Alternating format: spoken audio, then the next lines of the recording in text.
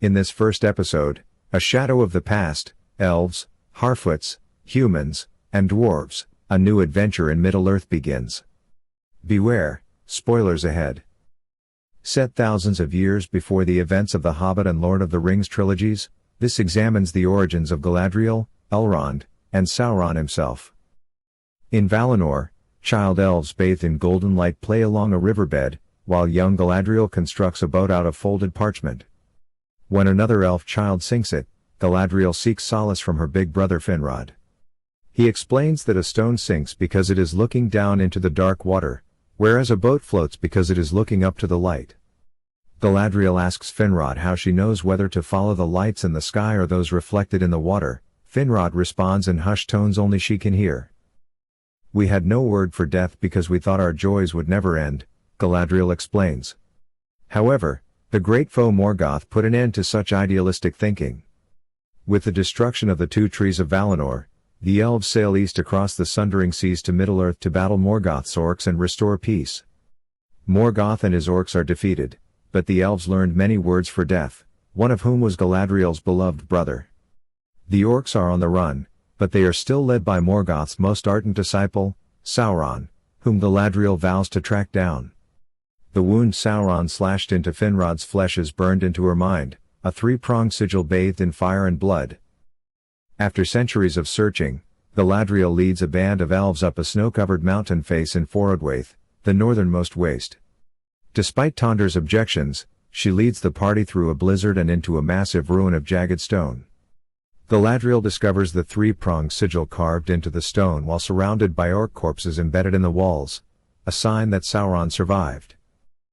But before she and Tondar can decide whether to obey the king and return home, a giant bearded snow troll with curved horns growing out of his noseless face begins tossing elves into walls. Galadriel is in command for a reason. She catapults herself off Tondar's sword to slice at the troll, then takes it down with a sword to the throat and a knife to the head. As Galadriel sheaths her blade, Tondar lays his down, sparking an extremely elvish mutiny as they all ceremoniously lay down their swords and tell her that she moves on alone.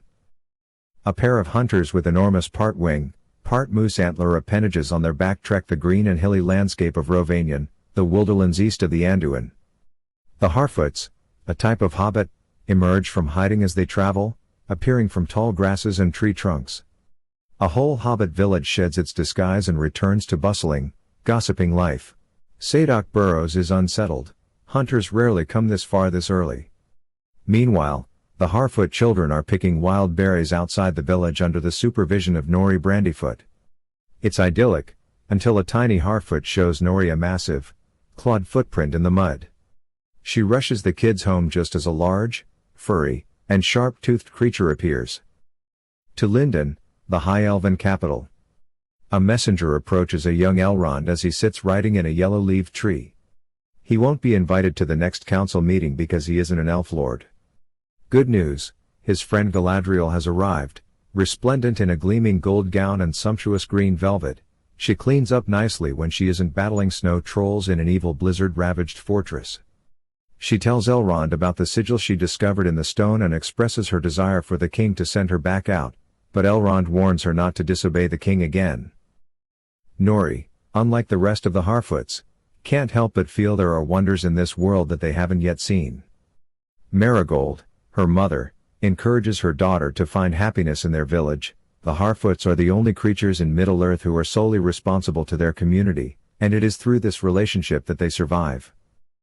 Galadriel is feeling the pull of her responsibilities in Lindon. As High King Gil-galad honors her and her companions, they kneel in their armor. The king insists in the words Elrond wrote for him that the days of war are over. Our days of peace begin today. Galadriel is unconvinced, and the reward is even less appealing.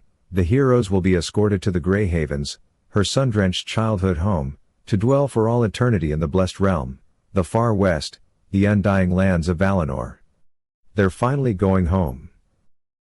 Galadriel looks at a statue carved into a living tree, one of many, each lit by the soft glow of a lamp, a memorial grove honoring her brother and those who died with him in battle. Elrond arrives to toast his friend, but Galadriel is not in the mood. She can't return home until Morgoth's evil is defeated.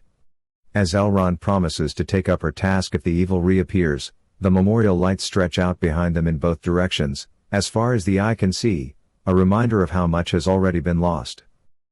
No one seems pleased to see the two elves passing through town in the Southlands, the lands of men. Arondr walks into a tavern for his bi-weekly check-in and finds the locals talking about a poisoning. When Rowan asks for more information about the poisoning and is rebuffed, he yells at Knife Ears that one day our true king will return and pry us right out from under your pointy boots.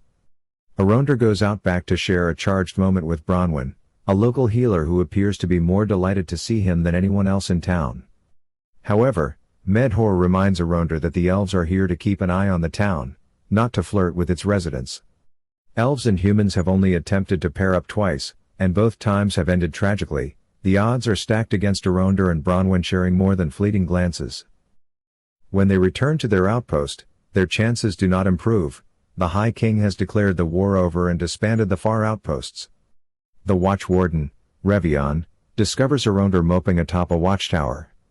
Revion warns him that they have been assigned to keep an eye on these people due to their allegiance to Morgoth. Arondr should be relieved to never see them again.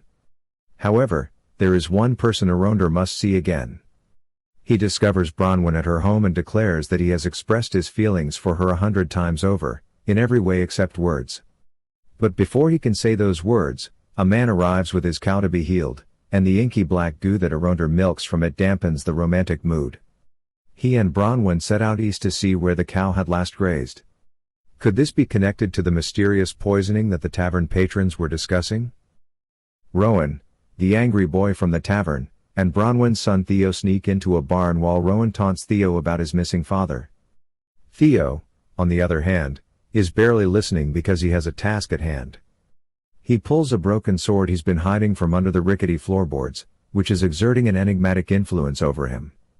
The hilt is encircled by twisted metal, and the blade bears the sigil of Sauron. If Elrond is going to do anything, whether it's now or thousands of years from now, it'll be send a woman to the Grey Havens without giving her all the information. Elrond and King Gil-galad discuss what they foresaw and kept from Galadriel as she sails across the sundering seas, that if Galadriel stayed in Middle-earth, she might keep the evil alive rather than defeating it forever. Galadriel sails to the sunset, King Gil-galad says, his eyes twinkling. You and I must look forward to the new dawn. He informs Elrond that he will be working on a new project with Lord Celebrimbor, the greatest of elven smiths. The elves are approaching the Grey Havens on the sundering seas. They have their weapons and armor ceremoniously removed, though Galadriel refuses to give up her sword at first. While the elves break into song, a flock of white seabirds bursts through the clouds and encircles the boat. As the ship sails on and the song rises, the wall of grey clouds in front of them splits, allowing breathtaking golden sunlight to shine through the cleft. But Galadriel cannot rejoice in her return. She hears her brother's voice again, this time asking, "Do you know why a ship can float but a stone cannot?" A fiery meteor is ripping through the clouds right now.